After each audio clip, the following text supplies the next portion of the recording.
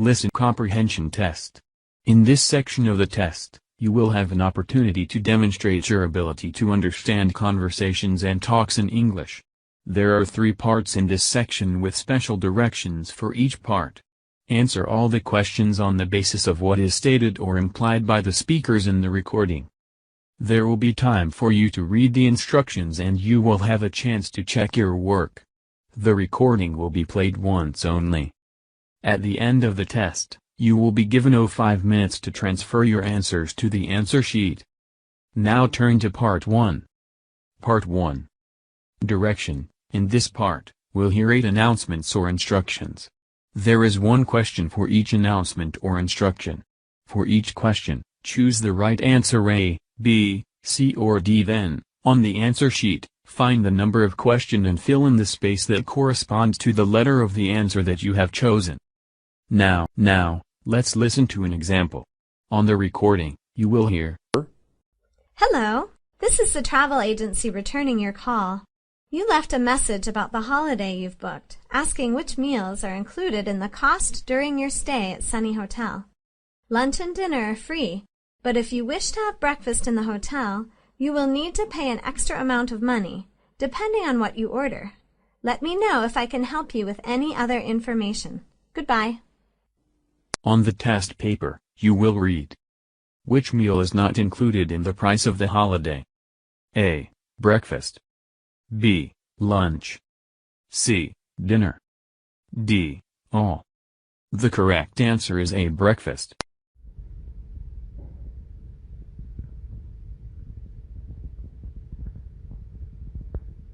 We are ready to start. First, you have time to look at question 1 to 8.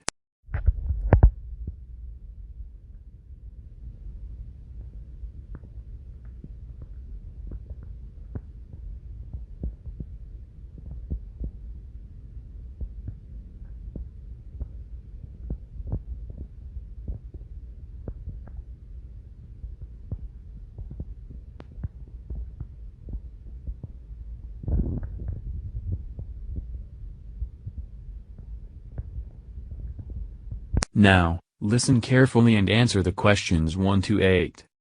Question 1. So, tomorrow and Friday, we can expect more of this lovely hot weather, with bright sunshine and temperatures up to 24 degrees, so don't forget to wear sun cream. Saturday and Sunday will be cooler and cloudier, but it will stay dry without any rain, so you won't need your umbrellas, and there might be a few sunny periods.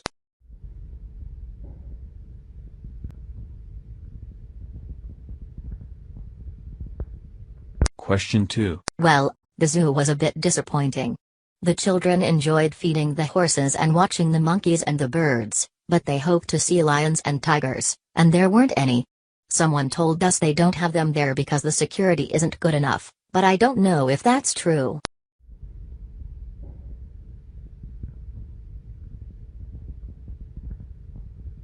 Question 3. So, how's it different to other winter sports? Well, take downhill skiing, for instance. You have to book lessons, start on the nursery slopes and all that. But with snow kiting, you just need a wide snow-covered area, like a frozen lake or field, and you're off. Like with all winter sports, beginners should err on the side of caution. They need to be sure they can judge wind speed.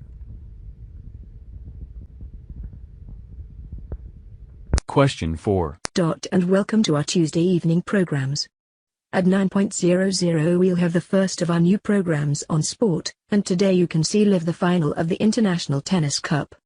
But before that we have singer, Jane Shirley in concert. She will perform songs from her new CD. This will be followed by today's news from around the world.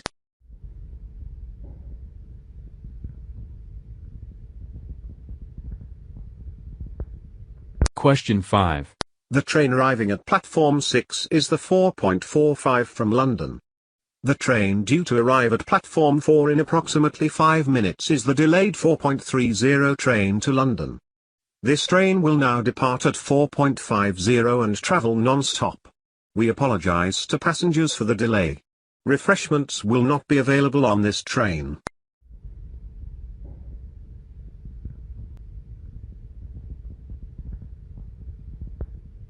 Question 6.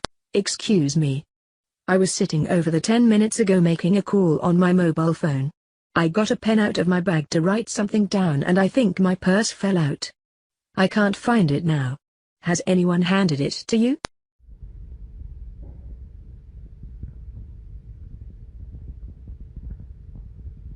Question 7. Hello, appointments. Hello, could I make an appointment to see Dr. Smith next Tuesday, please? Early evening, if possible. Anything after 6 o'clock. Well, we open at 6:15 on Tuesday evenings, and there's an appointment at 6:35 or 6:50. Thanks, I'll take the earlier one. Question 8. Good afternoon, passengers. This is the pre-boarding announcement for Flight 89B to Rome. We are now inviting those passengers with small children and any passengers requiring special assistance to begin boarding at this time. Please have your boarding pass and identification ready. Regular boarding will begin in approximately 10 minutes' time. Thank you.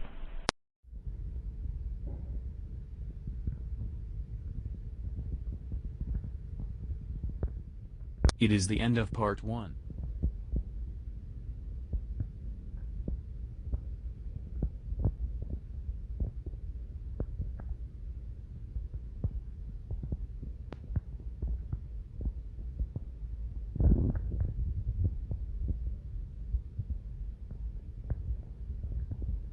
Part 2. Direction. In this part, you will hear 3 conversations. The conversations will not be repeated. There are 4 questions for each conversation.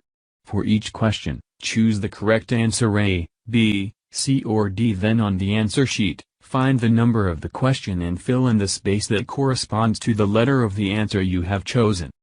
Questions 9 to 12. Listen to the talk between father and son.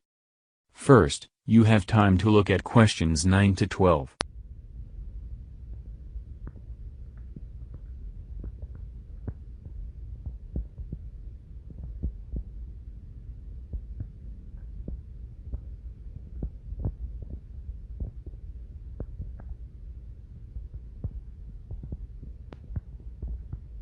Now, listen carefully and answer the questions 9 to 12.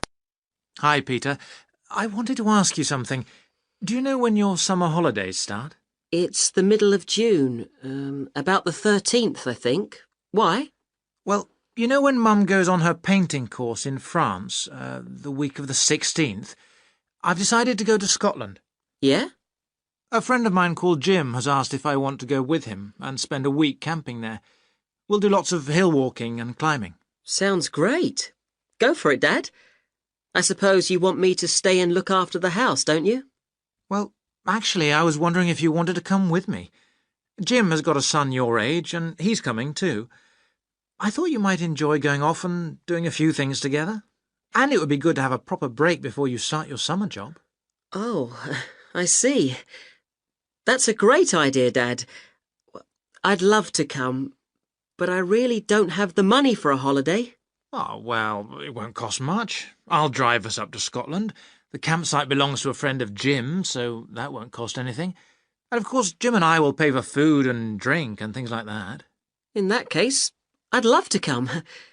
Have you ever met Jim's son? Oh, yes, several times, when he was a bit younger. What's he like? He's very similar to Jim. Easy to get on with, enjoys sport and good food. I'm sure you'll find plenty to talk about.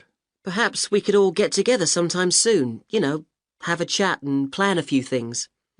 We could try, but it might be difficult. Jim's job takes him all over the world. But let's ask. Shall I phone him tonight?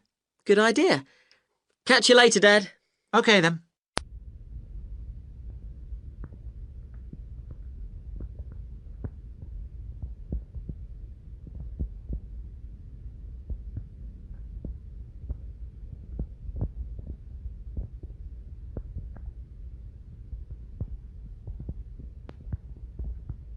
Questions 13 to 16. Listen to an interview with a British who lives in Berlin. First, you have time to look at questions 13 to 16.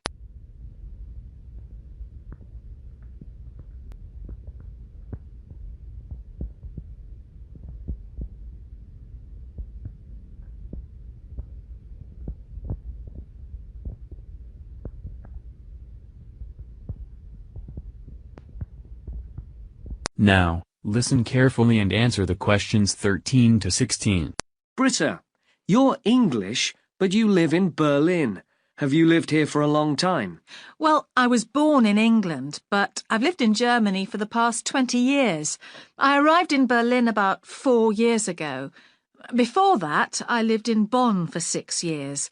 But I work as a journalist, and when the newspaper moved to Berlin, I moved with them. Were you pleased to come to Berlin? Yes, I was. I was looking forward to being in a big city like Berlin. Bonn was quite a lot smaller, so I love the busy atmosphere and all the cultural entertainments here, museums, theatres and so on. The only thing I don't like is the traffic. It's a bit noisy in the mornings. It wakes me up about 6:30, but most days I have to get up early anyway. Where do you live in Berlin? I have a flat in the old part of the city. It's right in the centre, and it's not too expensive. It costs me about £500 a month. My street is becoming very popular. There are lots of new art galleries and small cafes and friendly restaurants everywhere. Eating out in Berlin is fun and it's cheap, so it's something I do quite often. How do you find transport in Berlin? Well, the transport system here is very good. So I have a tram and bus ticket. But in fact, most of the time I cycle. Travel here is much cheaper than in other countries I know. Perhaps that's why people don't walk very much. What do you like to do in Berlin at the weekends? Well, I like art, so sometimes I go to one of the galleries. I have a nephew called Philippe. He's only 3, but he likes coming with me. He likes the cafe best, I think. And it's a change from going to the park. That's something he does very often.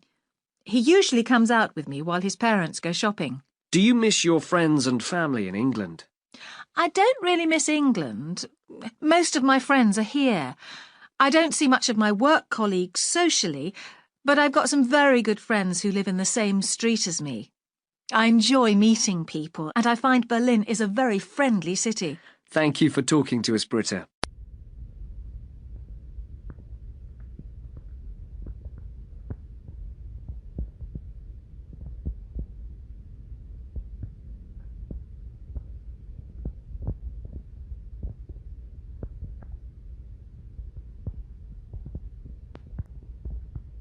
Questions 17 to 20. Listen to the conversation between two friends. First, you have time to look at questions 17 to 20.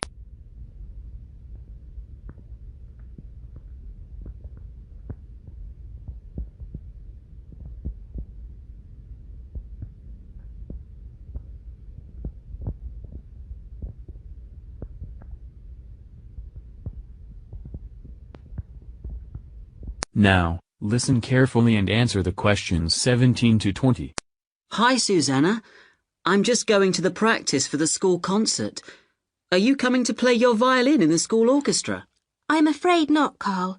I'm not at all keen on playing in concerts. You're not nervous about performing in front of an audience, are you? It's not that, but there are lots of other things I'd rather be doing. But I thought you liked music.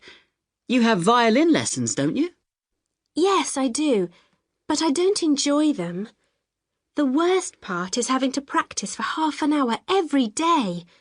I never get any better, and it just seems a waste of time. Oh, I enjoy practicing, because then I feel that I'm making progress. In fact, playing the piano is a way of escaping from the stress of my schoolwork. I'd be happy if I could stop my violin lessons, but my parents won't let me. They say I'll regret it later, but I don't agree. It's not as if I'm going to make music my career like you are. I'm not good enough to be a professional musician, I'm afraid. And it's much too uncertain. I'm hoping to be a chemist, like my father. That offers much more security. I want a good career too, but I don't want to be a teacher like my parents. Perhaps when I've been to university, I'll have more idea of what I want to do. I'll probably get a job abroad, because I'd really love to travel and see the world. Well, there's lots of time to decide. But what about this concert? They really need more violins in the orchestra. Won't you come and join in? Sorry, you can't make me change my mind. Well, that's a pity. I suppose you won't want a ticket to the concert either. You're right, but I hope it goes well.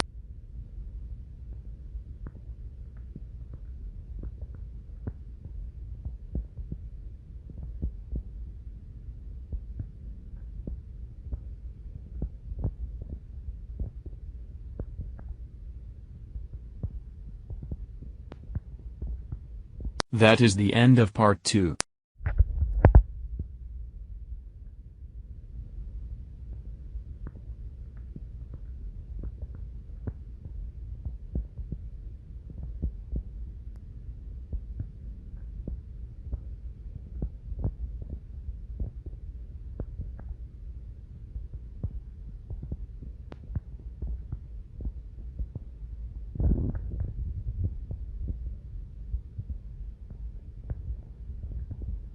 Part 3 Direction. In this part, you will hear 3 talks or speech. The talks or speech will not be repeated. There are 5 questions for each talk or speech. For each question, choose the right answer A, B, C or D. Then on the answer sheet, find the number of the question and fill in the space that corresponds to the letter of the answer, UD chosen. Question 21 to 25. Listen to a talk about a tour. First, you have some time to look at questions 21 to 25.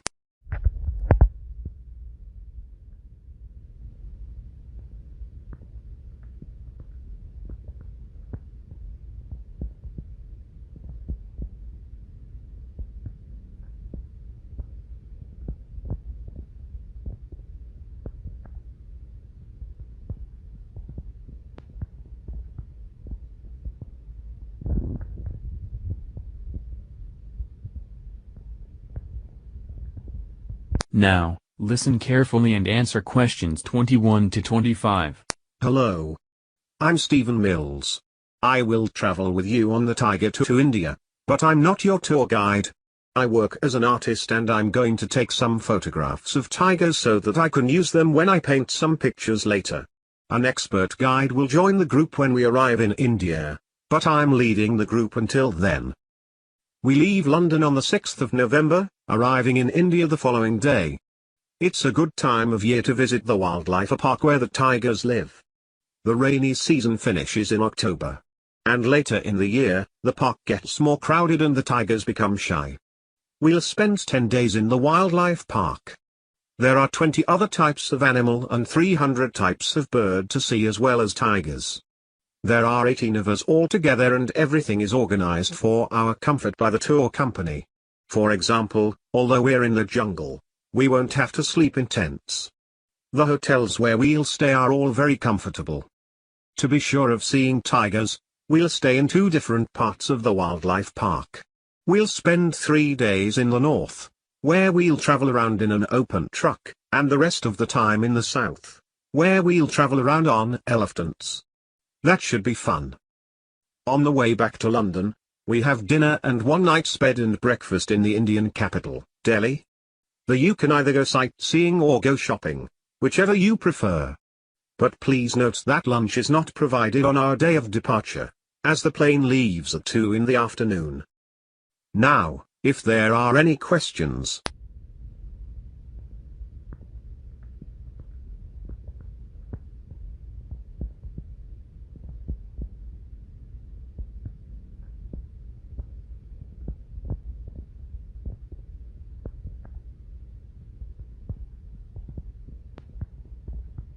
Question 26 to 30. Listen to a talk about a program. First, you have some time to look at questions 26 to 30.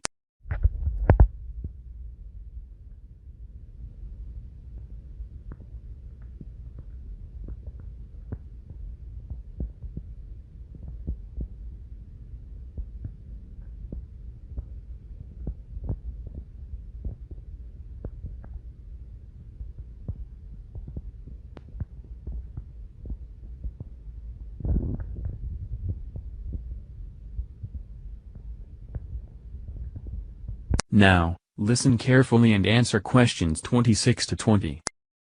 Hi, my name's Rita Lewis, and I've come along today to tell you about my work. I'm a researcher on a television program, and I'm going to tell you about a typical working day in my job. Well, quite an exciting day, actually. But first of all, I should explain that I work on a wildlife program. I've always been interested in the sciences, and animals in particular, and I did my first degree in biology before going on to specialize in zoology in my second degree.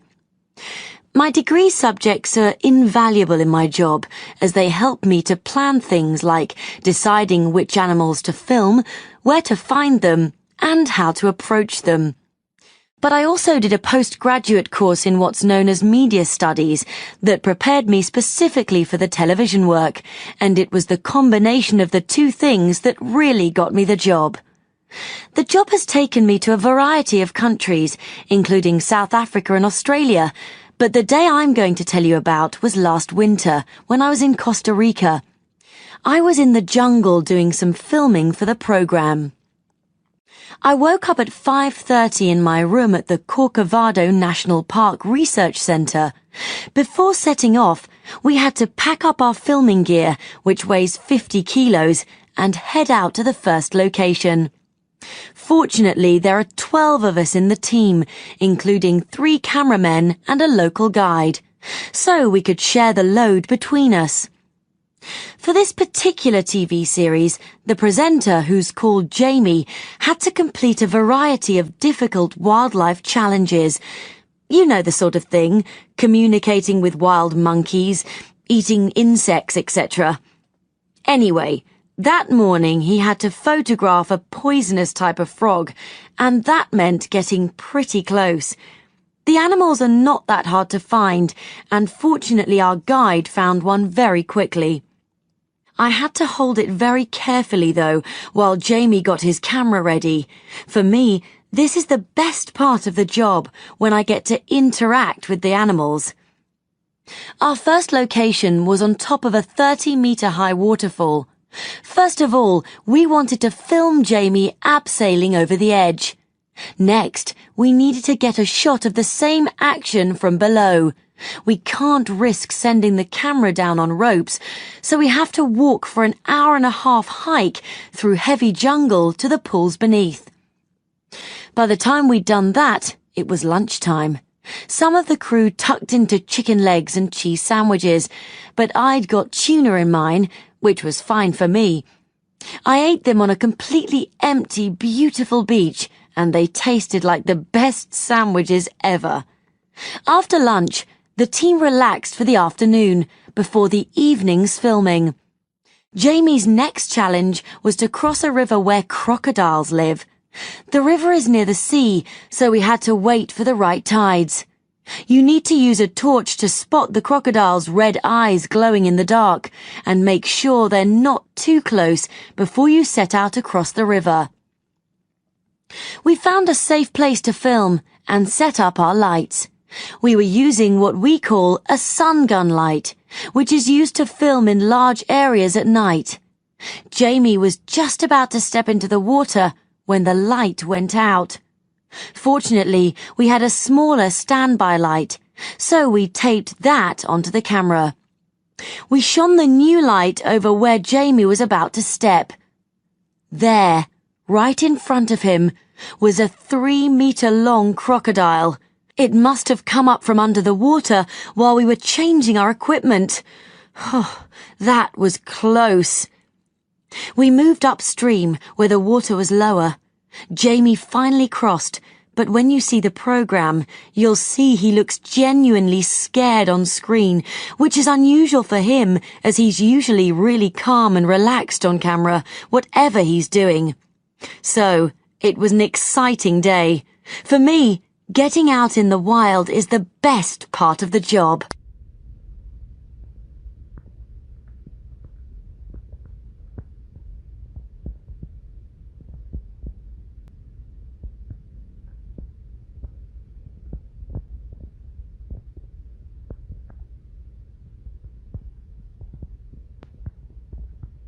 Question 31 to 35.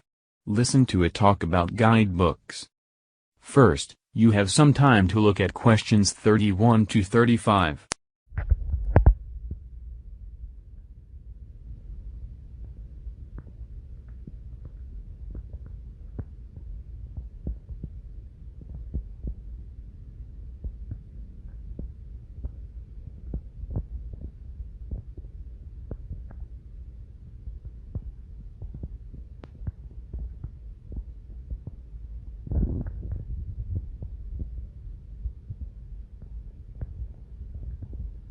Now, listen carefully and answer questions 31 to 35.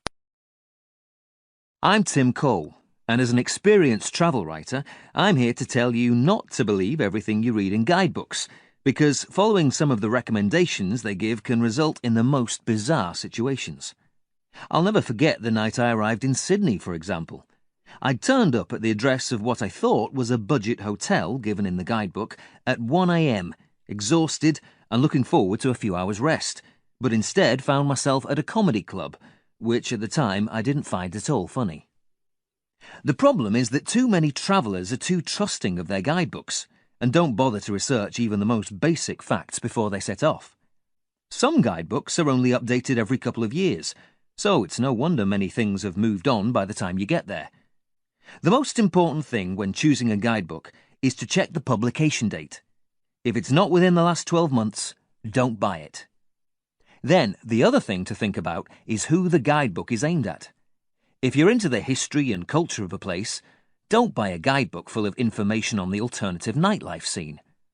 But my pet hate, and something I'm always extremely wary of, are the restaurant suggestions. So often I've turned up somewhere and the menu, price and decor bear no relation to the place I've been reading about. If they haven't already gone out of business and shut down, that is. Other things to look out for in a guidebook are the maps. These need to be detailed, but not so small you can't read them. You don't want to have to carry a magnifying glass around with you. Books that include unnecessary information are another thing I find annoying. Like photos of famous places, for example. We already know what the Eiffel Tower looks like. Why not include more background information instead? Of course, most guidebooks are also now available in a digital format, and many travellers prefer using these, because they're obviously not heavy to carry, so you can download as many as you like. But I don't find them easy to use at all, because navigation is much harder than flicking through the index at the back of a book. Life's just too short, and you can never guarantee you'll have Wi-Fi access anyway. Until I can get a digital travel guide which is tailor-made for my individual trip, I'm happy to stick with the traditional form of guidebook. However, on my trip to Hawaii last summer, I experimented with a new way of getting good travel advice: Twitter tourism. Instead of using a guidebook, I decided to rely on the advice of locals and visitors alike, and let them choose what I should visit, where I should stay, and what I should eat. I didn't mind as long as their advice was based on a recent experience. It actually worked out really well, and it felt like a real adventure. Without the Twitter travel tips, I'd never have visited the ukulele festival or eaten spam sushi. One thing I'd never imagined doing, and I'm so grateful for the advice, was a 10-kilometre kayak expedition along the coast for a nighttime swim with manta rays in a huge cave. A truly magnificent sight. And my top tip for anyone visiting Hawaii.